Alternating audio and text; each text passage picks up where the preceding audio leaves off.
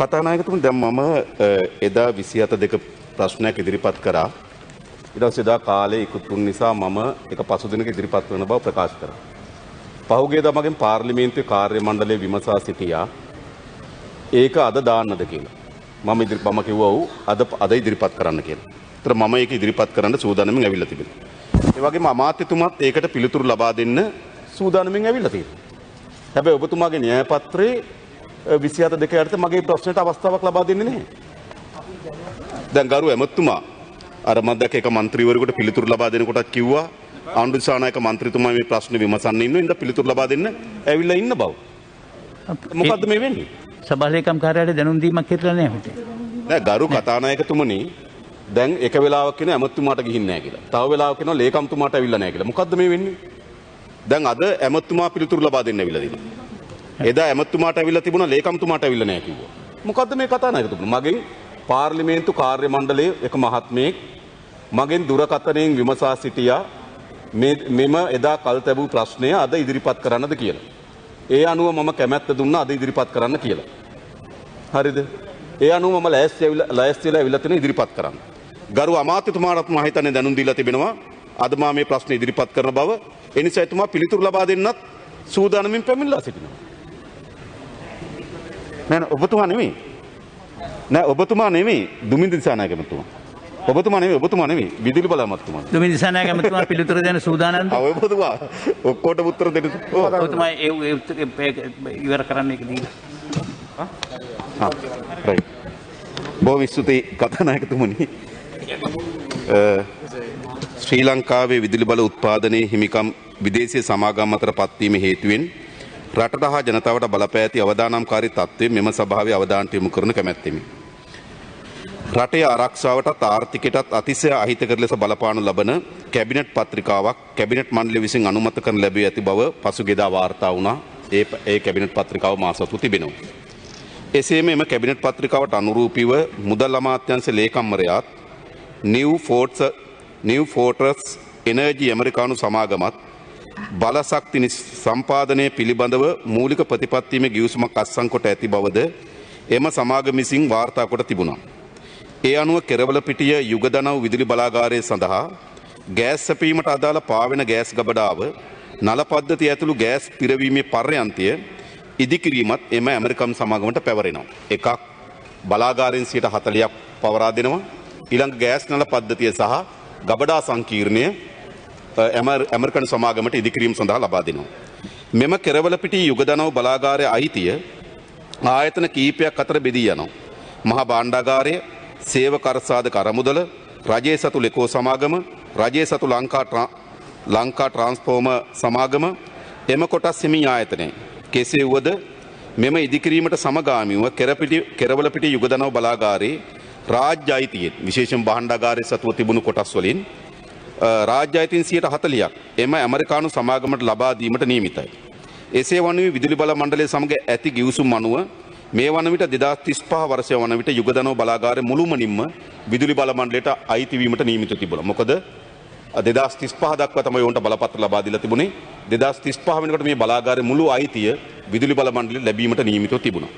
එසේ මේ වන විට එම ඇමරිකානු සමාගම කෙරවලපිටියේ මෙගාවොට් 350ක තවත් බලාගාරයක් පිහිටීමට ලංකා ට්‍රාන්ස්ෆෝමර් සමාගම අනුබද්ධ ලක්දනව් සමාගම සමග අවුපුතා ගිවිසුමක් අත්සන් කොට ඇති බවද වාර්තා වෙනවා. එම බලාගාරය සඳහාද ගෑස් සැපීමට නියමිත ඇත්තේ එම ඇමරිකානු සමාගම විසිනි. ඒ අනුව ලංකාවේ විදුලි බල සැපයීමේ මෙගාවොට් 1000ක් ඒක වෙන්නේ ගරු කතානායකතුමනි දැන්ට 300ක බලාගාරයක් තිබෙනවා. ඒක නැවත දීර්ඝ කිරීම සඳහා තව 300ක බලාගාරයක් සැලසුම් කරලා තිබෙනවා. 2025 වෙනකොට මෙගාවොට් 1000ක ධාරිතාවකින් මෙම කෙරවලපිටිය බලාගාරය සම්පූර්ණ කිරීම සඳහා සැලසුම් කරලා තිබෙනවා. ඒ අනුව මෙගාවොට් 1000කට ආසන්න බලශක්ති සැපයීමේ පාලනය මෙම ඇමරිකානු සමාගම සතු වෙනවා. මේ රටේ ජාතික ආර්ථිකය මෙන්ම ජාතික ආරක්ෂාවට අවදානමකට ඇද දමන බරපතල කරුණක්. ඒ කියන්නේ අපේ රටේ බලශක්ති ශේත්‍රයේ විශාල පංගුවක් මේ ඇමරිකන් සමාගම වෙත පැවරීම සඳහා තමයි මෙම කැබිනට් පත්‍රිකාවේ අරමුණ බවට පත් වී තිබෙන්නේ. එමෙන්ම මෙම කෙරවලපිටිය බලාගාරය සඳහා ගෑස් නල පද්ධතියක් ඉදිකිරීම වෙනුවෙන් සහ ගෑස් ගබඩා කිරීම සඳහා වූ පාවෙන ගබඩා සංකීර්ණයක් ඉදිකිරීම වෙනුවෙන් මේ වසරේ මුල් භාගයේදී විදුලි බල අමාත්‍යාංශ විසින් ජාත්‍යන්තර ටෙන්ඩර් කැඳවීමක් සිදු කරනු ලැබුවා. ඔබතුමා දන්නවා ඒක විදුලි බල මණ්ඩලයෙන් ජාත්‍යන්තර ටෙන්ඩර් කැඳවීමක් කැඳවනු ලැබුවා මෙම නල පද්ධතිය සහ මෙම ගබඩා සංකීර්ණ ඉදිකිරීම වෙනුවෙන්. එම ටෙන්ඩරේ කාලය අවසන් වී තිබුණේ පසුගිය ජූනි මාසයේ 12 වෙනිදා එම ටෙන්ඩරේ කාලය අවසන් වුණා.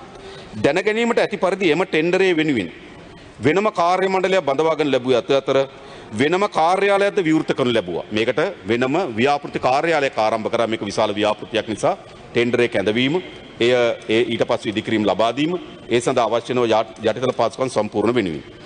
එසේ තිබියදී එම ඇමරිකානු සමාගමට එම ඉදිකිරීම් දෙකද ලබා දීමට මෙම කැබිනට් පත්‍රිකාව මගින් කටයුතු කර තිබෙන බව වාර්තා වෙනවා. මේ මුදල් අමාත්‍යවරයා ඔහු ලංකාවේ සහ ශ්‍රී ලංකාවේ දෙකේම පුරවැසියෙක්. ඇමරිකාවේ සහ ලංකා පුරවැසියෙක්. ඒතොර දැන් කැබිනට් මණ්ඩලයට පත්‍රිකාවක් එනවා.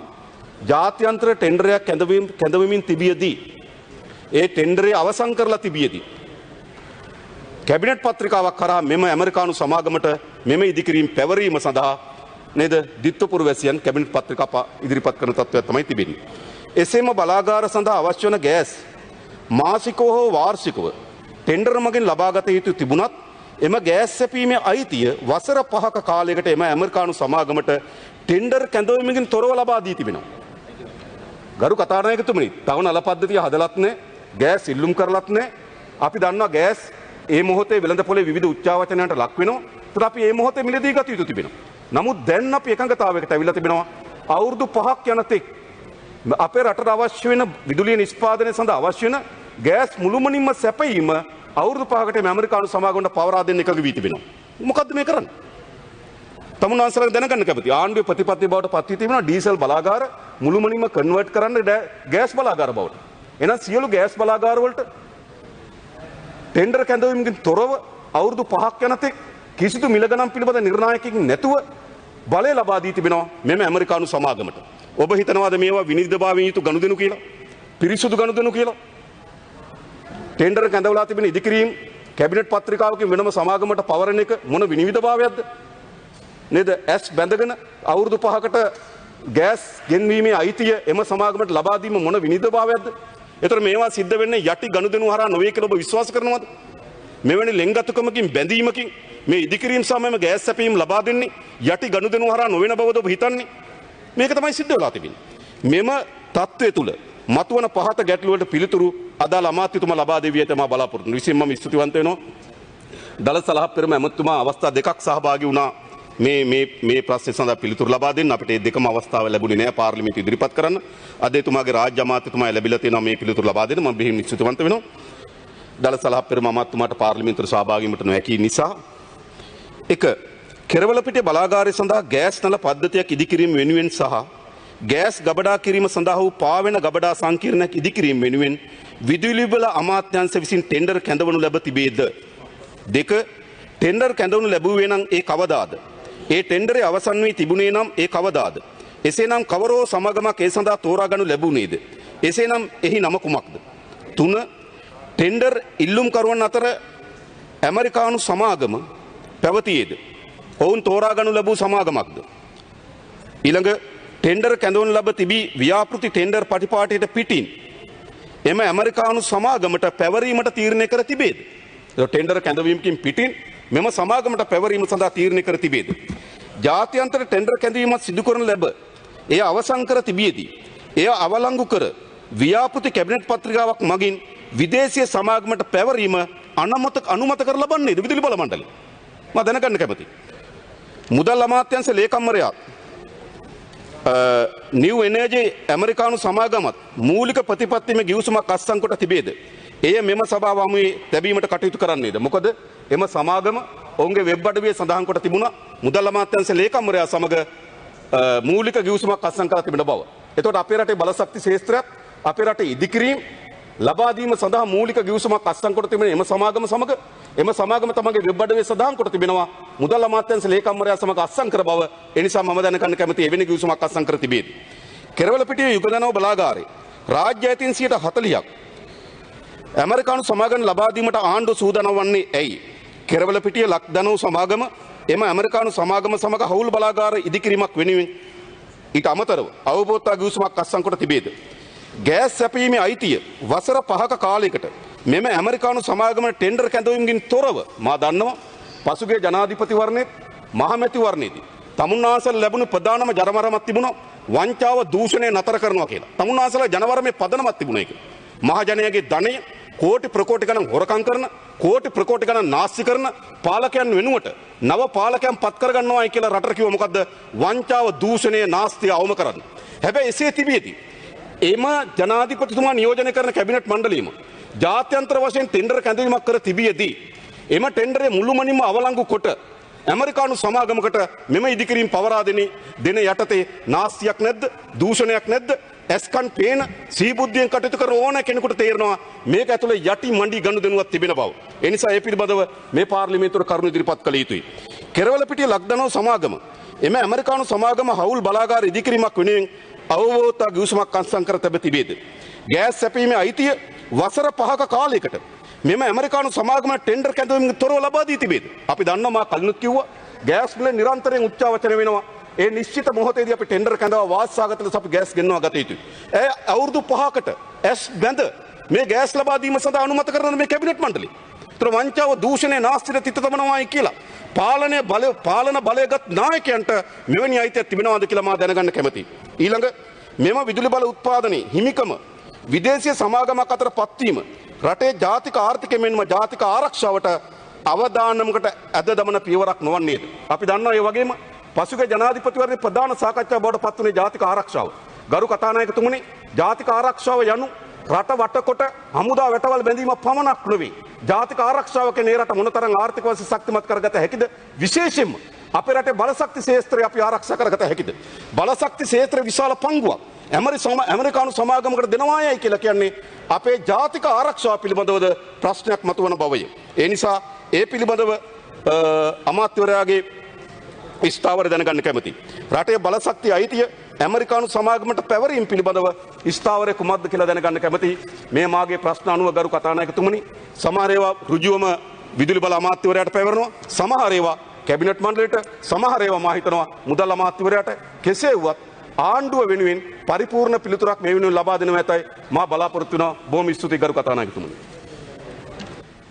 ගරු කතානායකතුමනි, දල සලහපුරම මැතිතුමාට සහභාගී වෙන්න නොහැකි වූ නිසා එතුමා වෙනුවෙන් පිළිතුරු ලබා දෙන්න අවසර ඉල්ලනවා. ඒ වගේම මුලින්ම මතක් කරන්න ඕනකම තියෙනවා අනුර කුමාර දිසානායක මන්ත්‍රීතුමාට මම උත්තරේ එකින් එකට උත්තර දෙන්නම්. ඔබතුමා පොදුවේ කතා කරපු සියලුම කාරණා ටික ඇතිවෙච්ච සැකයක් මත කතා කරපු දේවල්. ඒ නිසා අපි තාමත් පැහැදිලිව ආණ්ඩුවක් විදිහට ඒ සඳහා දිය යුතු උත්තරය අපි ලබා දෙන්නම්. පළවෙනි ප්‍රශ්න ඔබතුමාගේ උත්තරේ ඔව්, ගෑස් නල පද්ධතිය සඳහා ලංකා කාන්තිල සංස්ථාව මගින්ද පාවෙන ගබඩා හා ප්‍රතිව්‍යුහකරණ එකක පර්යන්තය සහ මෝනින් සිස්ටම් ඉදිකිරීම වෙනුවෙන් ලංකා විදුලි බල මණ්ඩලය විසින්ද ටෙන්ඩර් කැඳවා තිබුණි. දෙවැනි ප්‍රශ්නයේ ටෙන්ඩර් කැඳවූ දිනය 2021 2/18, ටෙන්ඩර් අවසන් වූ දිනය 2021 6/25. නැත මේ වන විට ලන්සු ඇගයීම් කරමින් පවතී. ලොව පිළිගත් ජාත්‍යන්තර සමාගම් කීපයක් මේ සඳහා ඉදිරිපත්ව සිටී. තුන්වෙනි ප්‍රශ්නයට උත්තරය නැත, අදාළ නොවේ. 4. ටෙන්ඩර් කැඳවනු ලැබූ ව්‍යාපෘතියේ ටෙන්ඩර් පටිපාටියට පිටින් නිව් ෆෝර්ට්‍රස් එනර්ජි නම් ඇමරිකානු සමාගමට පැවරීම තීරණය කර තිබේද? ඉතාමත් පැහැදිලිව නැත. නිව් ෆෝර්ට්‍රස් එනර්ජි සමාගම ආයෝජන ව්‍යාපෘතිය මගින් LNG සැපයීමට යෝජනා කර ඇත්තේ යුගදැනුවේ බලාගාරය සඳහා පමණි. ටෙන්ඩර් කැඳවනු ලැබූ තිබූ ව්‍යාපෘතිය වඩාත් පුළුල් එකකි.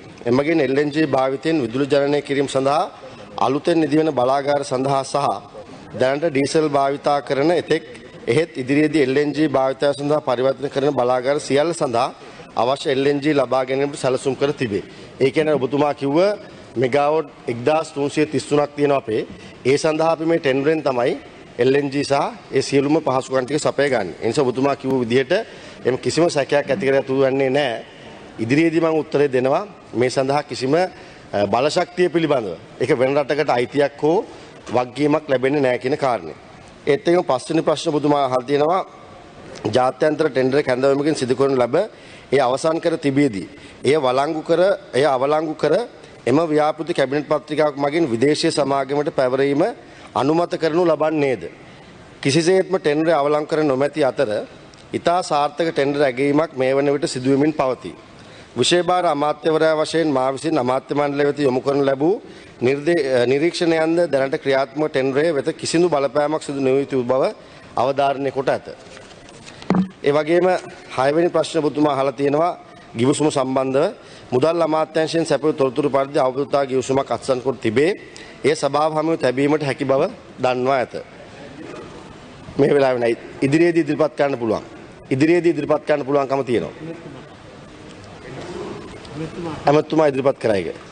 ඒ වගේම 7 වෙනි ප්‍රශ්න ඔබතුමා අහලා තියෙනවා කෙරවලපිටිය යුගදැනවි විදුලි බලාගාරය රාජ්‍ය අයිතියෙන් 40%ක් නිව් ෆෝර්ට්‍රස් එනර්ජි ඇමරිකානු සමාගමට ලබා දීමට ආණ්ඩුව සූදානම් වන්නේද? ඒ පිළිබඳව සාකච්ඡා කරමින් පවතින බව මුදල් අමාත්‍යාංශයෙන් දන්වා ඇත. එම සාකච්ඡාවට පදනම් ඇත්තේ භාණ්ඩාගාරයේ අයිතිය සතු 50% වූ කොටස් වලින් 40%ක් උක්ත සමාගමට ආලේප කිරීම කෙරෙහිය. 8 වෙනි ප්‍රශ්නේ ඔබතුමා අහලා තියෙන ලක්දණවි සමාගමත් සමග ගිවිසුමක් තියෙනවද කියලා. අදාළ සමාගම එවැනි ගිවිසුමක් නොමැති බව දැනුම් දීලා තියෙනවා. ඒ වගේම ගෑස් සැපීමේ අයිතිය වසර 5ක් කාලයකට මෙම ඇමරිකානු සමාගම ටෙන්ඩර් කැඳවීමකින් තොරව ලබා දී තිබේද? අදාළ ගිවිසුම් ප්‍රකාරව නිව් ෆෝර්ට්‍රස් එනර්ජි සමාගම යුගදැනවි බලාගාරය සඳහා LNG සැපයීම ආරම්භ කරන දින සිට වසර 5ක් කාලයක් සඳහා හෝ ලංකා විදුලි බල මණ්ඩලයේ ටෙන්ඩර් ප්‍රදානය අනුව LNG සැපයීම ආරම්භ කරන දිනය යන දෙකෙන් පසුවෙන දිනය දක්වා යුගදැනවි බලාගාරය වෙත LNG සැපයීම නිව් ෆෝර්ට්‍රස් එනර්ජි සමාගමට ඉඩ ප්‍රස්තාව ලබා දෙනු ලබන බවට යෝජනා වී ඇත. 10 වෙනි ප්‍රශ්න පුදුමා අහලා තියෙනවා ඒ සඳහා පිළිතුර ජාතික විදුලි බල උත්පාදනයේ හිමිකම් පවරා දීමක් කිසිසේත්ම සිදු නොවනු ඇත. වෙස්ට් කෝස්ට් සමාගම භාණ්ඩාගාර සතු කොටස් වලින් 40%ක් පමණක් මෙම සමාගමට ලබා දීමට මුදල් අමාත්‍යාංශය සාකච්ඡා කරමින් පවතී. නමුත් බහුතර කොටස් දේශීය ආයෝජකයන් සතු පවතින බැවින් මෙය ජාතික ආරක්ෂාව අවදානමකට ඇද්දමන පියවරක් ලෙස සැලකිය යුතු නොවේ. අවසාන ප්‍රශ්න ඔබතුමා අහලා තියෙනවා රටේ බලශක්තිය අයිතිය ඇමරිකානු සමාගමට පැවරීම පිළිබඳව ස්ථාවරය කුමක්ද? රටේ සමස්ත බලශක්තිය අයිතිය ඇමරිකානු හෝ වෙනත් කිසිදු විදේශීය සමාගමකට නොපරන බව අවධාරණය කරමි. ලංකා විදුලි බල මණ්ඩලය සහ ලංකා කන්තල නීතික සංස්ථාව විසින් දැනට සිදු කරන ලබන ටෙන්ඩර් ඇගයීම් මත පදනම්ව රට තුළට ද්‍රව්‍ය LNG සැපයීම තීරණය කරනු ඇත. ලංකා විදුලි බල මණ්ඩලය විසින් වසර 2ක් පමණ දිගු ශක්්‍යතා අධ්‍යයනයේ පසුව දියත් කරන ලැබූ මෙම ටෙන්ඩරය පිළිබඳව මහත්සේ විශ්වාසය තබා ඇත්තෙමු.